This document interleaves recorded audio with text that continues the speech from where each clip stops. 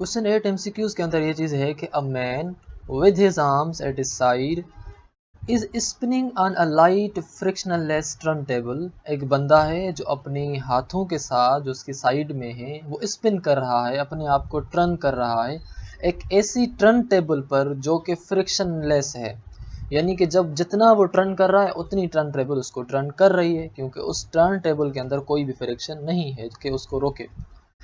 When he extend his arms, ज़ाहिरी बात है जब अब वो अपनी आर्म्स को एक्सटेंड कर रहा है तो अब क्या होगा।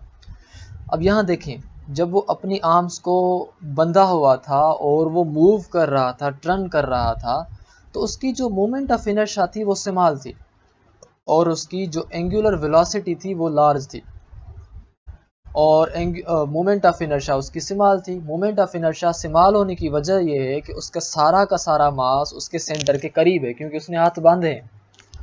अब जब उसने एक्सटेंड किए हैं हिज आर्म्स, जैसा कि सवाल में है, एक्सटेंड जब वो अपने आर्म्स करेगा तो उसके सेंटर से, उसकी सेंटर बॉडी से जो आर्म्स का मास है वो बाहर चला गया।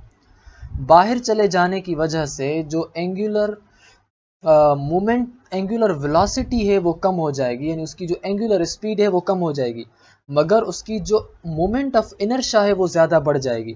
मोमेंट ऑफ इनर्शिया बढ़ इसलिए जा रही है क्योंकि उसका जो मास है वो उसके सेंटर से दूर जा रहा है आर्म्स को एक्सटेंड करने की वजह से। लेकिन दोनों चीज़ों में आप एक चीज़ देखें, अगर एक चीज़ बढ़ रही है तो दूसरी चीज़ ऑटोमेटिकली कम हो रही है, तो इस हिसाब से वो कंप्लीटली एक चीज़ को कांस्टेंट रखेंगे, आई ओमेगा।